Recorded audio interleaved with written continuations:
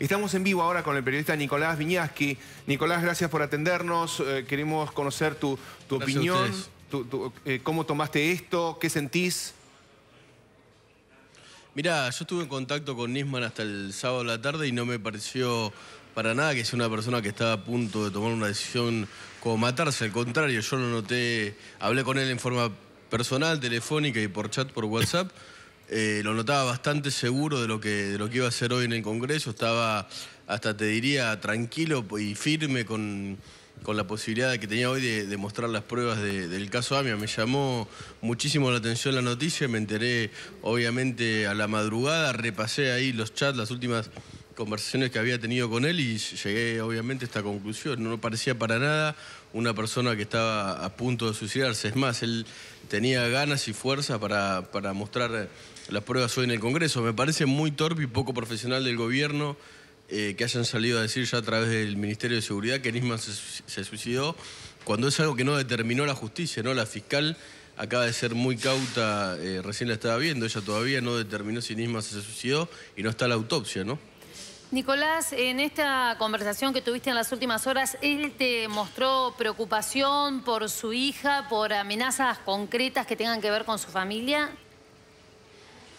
No, hablamos del tema después de la entrevista que estábamos viendo recién en Las Dos Voces. Yo lo esperé en el estudio, hablamos bastante ahí en la redacción del canal y no me dijo nada de eso, tampoco en las comunicaciones que tuve después. Al contrario, me hablaba de las pruebas que tenía para mostrar en el Congreso. Yo obviamente como periodista le insistía para conocer un poco más de esa información, pero en ningún momento él me dijo a mí o que estaba amenazado o que estaba preocupado por su seguridad. Obviamente era una persona que estaba muy al tanto de los cuidados porque estaba investigando al terrorismo internacional, así que yo sabía que él tenía custodia, por ejemplo. Sí, ahora, bueno, sí, Edgardo.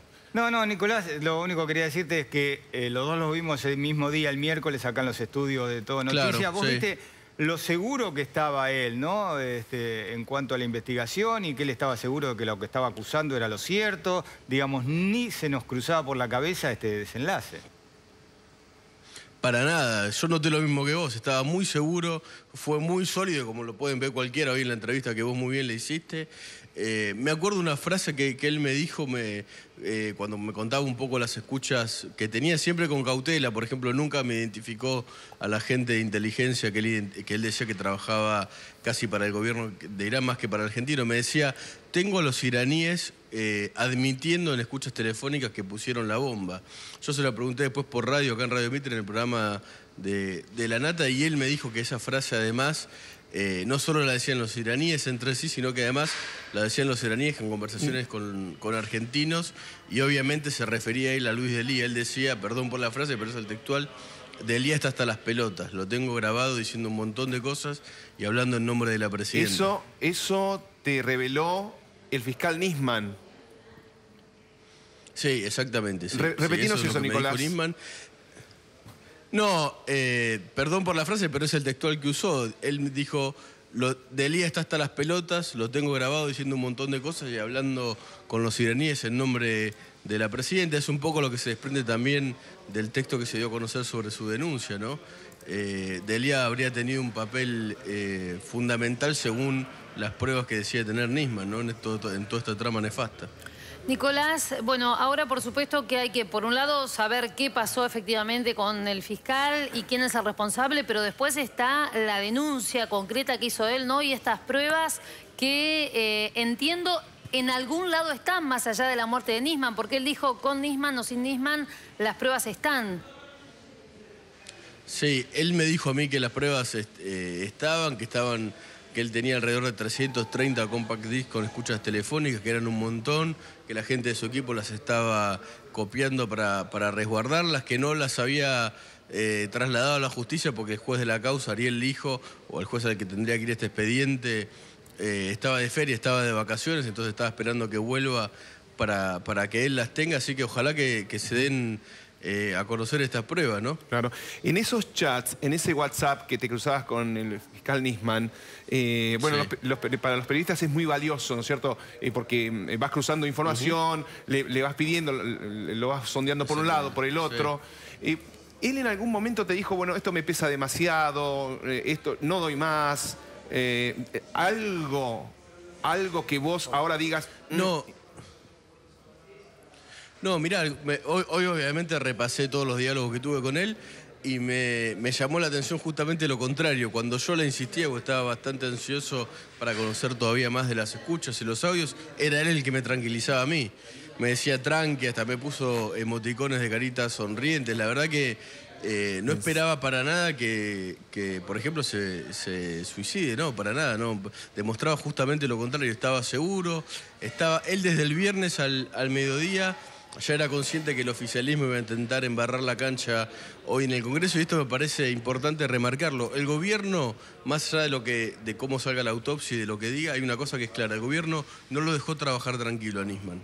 Desde que el miércoles él hizo pública la denuncia, intentaron desacreditarlo. La legisladora Diana Conti llegó a hablar de su hija. Hay una frase que hoy leída tiene otra connotación, si querés, más allá de por qué lo haya dicho Conti, cuando Conti dice: le decimos a la hija de Nisman que se quede tranquila, que no lo vamos a agredir. Eso está demostrando un poco la presión que estaba metiendo el oficialismo para que el fiscal no trabaje como él pedía trabajar. Si el gobierno no tenía nada que ocultar sobre este tema, ¿por qué presionar tanto al fiscal? Qué fuerte esa frase, Nico.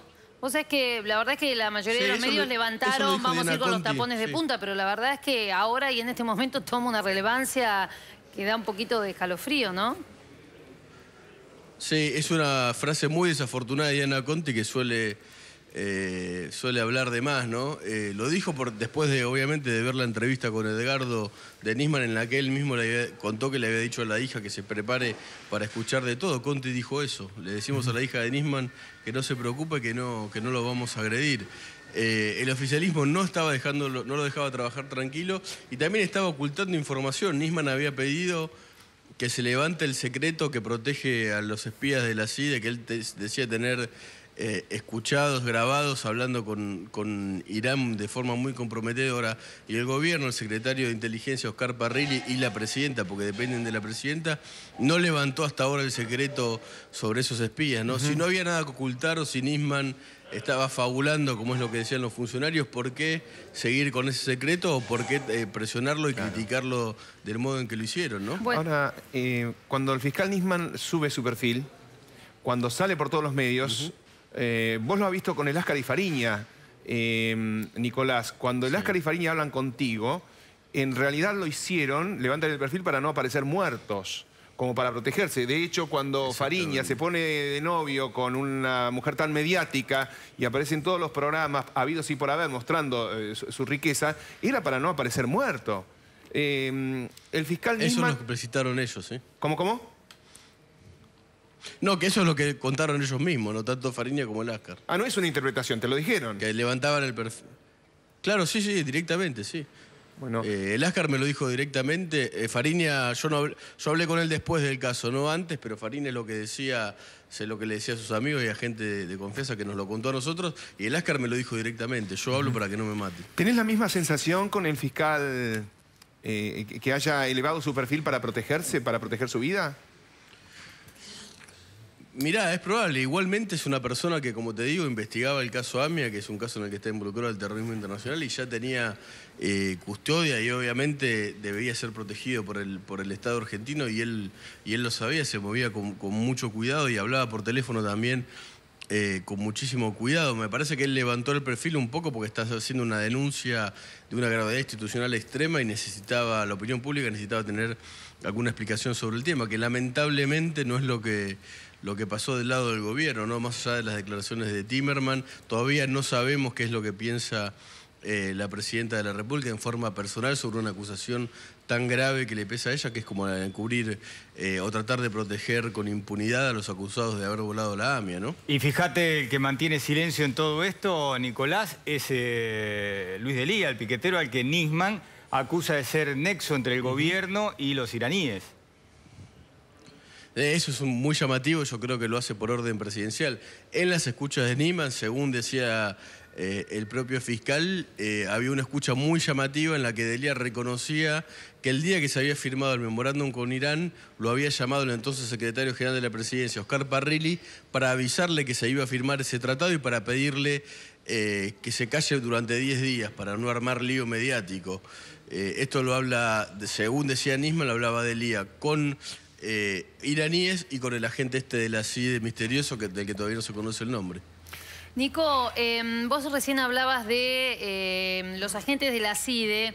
Él pedía revelar el nombre de ellos. Este fin de semana salió, creo que en el diario La Nación, una información respecto de, por lo menos uno de los agentes que aparece en las escuchas, muy cercano a la presidenta de la Nación, que inclusive en algunas escuchas aparecía contándole a los iraníes lo de el problema que tuvo en la cabeza cuando la internaron antes de que se conociera, lo cual habla de una cercanía importante. Y te quería preguntar, ¿qué lectura haces vos justamente del papel de la CIDE en toda esta historia que ha denunciado el fiscal Nisman? La CIDE está absolutamente involucrada en el caso AMIA desde el minuto cero. Para encubrir el atentado, según la información de la justicia y del propio gobierno que dejó trascender durante todos estos años, y también en esta investigación. El fiscal Nisman le admitió a Edgardo Alfaro en la entrevista con A Dos Voces que todo este tema del tratado con Irán había sido investigado por el exdirector de operaciones de la CIDE, Jaime Estiuso, que fue echado por el gobierno de Cristina Kirchner, a pesar de que trabajó durante todos estos 10 años al lado de los Kirchner, y de que Néstor Kirchner había sido la persona que se lo había presentado al fiscal Nisman. Están muy involucrados los servicios de inteligencia en toda esta investigación, ¿no? Fue el propio Nisman también, en ese encuentro, discúlpame, que tuve con él ahí en Canal 13, el que me contó esto mismo que publicó ayer La Nación, que él le había llamado mucha atención como este agente de inteligencia tenía información sobre la enfermedad de Cristina, porque a mí me dijo Nisman, yo escuchaba las grabaciones una y otra vez para escuchar los tonos de voz que usaba esta gente y para chequear en los diarios de esos días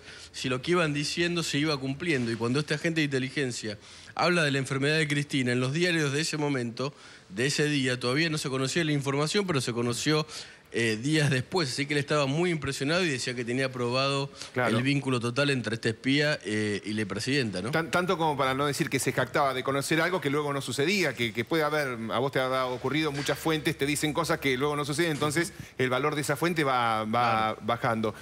¿Sabes la pregunta que puede surgir, Nicolás, como ciudadanos comunes? Un ciudadano común dice, a ver, si a un fiscal de la Nación, si fue suicidio, porque por las presiones que ha sufrido por su trabajo, si fue un suicidio inducido, si fue un crimen, si a él, 10 agentes de la Federal, una custodia de 10, en una torre inexpugnable en Puerto Madero, que es un lugar ciertamente muy custodiado, si a él no puede preservar su vida, ¿qué le queda al ciudadano común, por ejemplo, de un kiosco de drogas de Rosario, o que quiere denunciar a alguna mafia? O sea, a todos, o por lo menos quiero hablar en lo personal, lo que despierta es temor. Lamentablemente es así, pero no hay que tener miedo, hay que denunciar las injusticias, pero es un pensamiento absolutamente razonable. Miren, hay una cuestión que se conoce mucho en el ámbito periodístico, pero tal vez no la conozca tanto la opinión pública. El fiscal de Eduardo Tayano, que investigó el enriquecimiento ilícito de los Kirchner, el mismo día que tenía que apelar el sobreseimiento que había dictado el juez Ollarvide, ese mismo día que la obligación además del fiscal era apelar esa cuestión procesal, secuestraron a los hijos de Tayano, a uno de los hijos. Y el fiscal no apeló, que era su obligación. Esto pasó durante este gobierno. El fiscal que tenía que apelar el sobreseimiento de los Kirchner por enriquecimiento ilícito no lo hizo porque ese mismo día que tenía que hacerlo tenía un hijo secuestrado. Eso pasó, eso se conoce en los ámbitos de poder y en la justicia, y son mensajes terribles para la sociedad, pero yo creo que no hay que callarse igual. Bueno, Nicolás, muchas gracias y muy claro como siempre. Gracias a ustedes. Un abrazo.